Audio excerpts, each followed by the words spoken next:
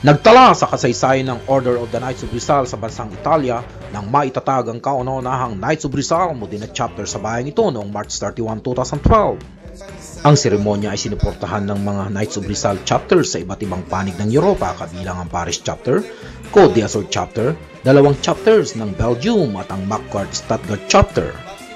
Pinangunahan ni European Regional Commander Sir Antonio Guansing KGUR, European Regional Advisor Sir Lino Paras KGCR at France Area Commander Sir JC Sharif Umali KCR. Nasaksihan din ang sagradong seremonya ng Philippine Ambassador sa Italy, His Excellency Ambassador Virgilio Reyes Jr. at ng kanyang mga diplomatic officers.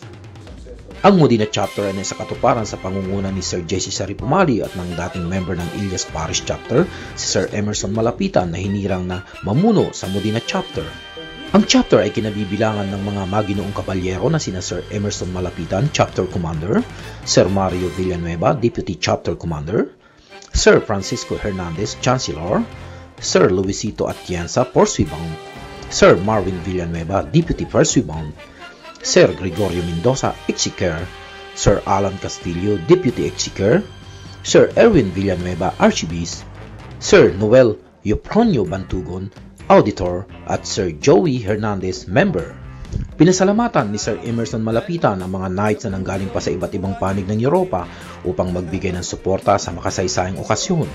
Samahan ni Sir Lino Paras sa mga taga-France, sa Paris area, sa Area Commander Sir Jesse Umali at sa mga taga-Germany, sa mga taga-Belgium po, sa mga taga-Cannes po, sa mga delegates po ng Cannes. Napakagandang pagkakataon daw ito, ayon kay Sir Antonio Guansing sa pagkakaroon ng kauna-unahang chapter ng Knights of Rizal sa Italia. Ang napakagandang pagkakataon at nagkaroon tayo ng kauna-unahang chapter dito sa Italy, na ang karamihan sa ating mga OFW ay dito nagtatrabaho at ang mga Pilipino po dito na napatunayan natin na siya talagang makabayan at handang tumulong sa Pilipinas. At ang Knights of Rizal po ay patuloy na pauunlarin ang mga adhikain niya dito sa Europe bagamat kami ay malayo sa ating bansa. Maraming salamat po.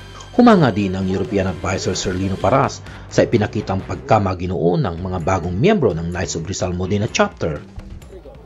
Ako'y nagpapasalamat sa pagkakataon ito na ang kauna-unahang chapter ng Order of the Knights of Rizal sa Italy. Itong mga kaibigan dito ay nakita ko talagang isa silang maginoo. Kaya nakikita ko ang kanilang pagkadakila at pagpapatuloy na pagtangkilik sa ating mga bayani. Nagpapasalamat po kami sa inyong lahat. Magpatuloy ang ating mga adhikain lalo na sa ating mga bayani na si Rizal ay nagpakamatay dahil sa ating para magkaroon tayo ng kalayaan. Ipagpatuloy natin ito at congratulations sa inyo, lalo na yung ating chapter commander, Mr. Emerson. Marami po salamat. Pinasalamatan din niya ang mga kababayan natin sa Modena, lalong-lalo na ang mga opisyalis at miyembro ng ALFI sa kanilang mainit na pagtanggap sa delegasyon Knights of Rizal. At lalong-lalo na, yung po naghanda ng mga pagkain sa amin. Naku po, napakasarap. Naliligayahan po ako dahil sa alam nyo, yung mga pagkakataong ito, hindi lang sa pagkain, yung pong pagtanggap ninyo sa amin. At yung mga magagandang ngiti ninyo, alam mo, napakasarap. Hindi po namin makakalimutan ito. Kaya kami po ay nagpapasalamat. Maraming salamat po sa inyo. Mabuhay po kayo at God bless. Ito rin ang naramdaman ni Sir Jesse Sharif Umali, Area Commander ng France, na lubos ang kanyang pasasalamat at kasiyahan dahil nasa katuparan na rin ang pagkakatatag ng kauna-unahang chapter sa Modena, Italy. Bagamat ang unang plano daw noong 2007 ay sa Roma. Labis ang aking kasiyahan at ang pasasalamat dahil at last ay natupad din at naging makatotohanan ang pagtatayo ng kauna-unahang chapter ng Knights of Rizal dito sa bansa ng Italia. Bagamat ang unang plano ay sa siyudad ng Roma, ngunit nauna sa paghahanda ang bayan ng Modena, kaya ngayon ay natapos at masaya. Kasabay din sa nasabing okasyon ay ang oath-taking ng mga bagong halal ng opisyalis ng ALFI, ang Filipino Association ng 20 taon nang kinikilala sa Modena, Italy. Kami po ay nagpapasalamat sapagkat ngayong araw na ito naganap na ang oath-taking ng aming asosasyon dito sa Modena, ang ALFI Association. Ito po ay isang asosasyon na nag-i-exist na mula 20 years.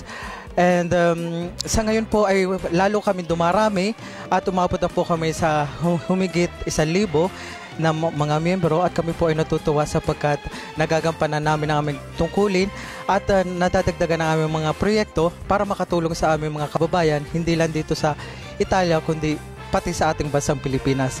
At isa pa po sa mga proyekto namin ay yung mabigyan ng aral ang mga kabataan na dito na lumaki sa Italia, mabigyan sila ng aral tungkol sa mga istorya ng ating hero o magkaroon ng kaalaman sa history ng ating bansa. Napaka maganda simula po ito at saka because it's a great privilege for us na makasama ang Knights of Rizal kasi isa po itong samahang talaga prestigiyoso. Kaya kami po ay natutuwa sapagkat nakasama namin yung matataas na namumuno sa iba't ibang bansa upang itaguyod dito sa kauna-unahang pagkakataon sa Modena, Italy ang chartering at ako po ay natutuwa na isa ako sa miyembro ng Knights of Rizal. Layunin ng Modena Chapter na palakihin at patatagin ang Knights of Rizal sa Italia. Mula rito sa Modena, Italy, Richard Villanueva, Balitang Paris, reporting.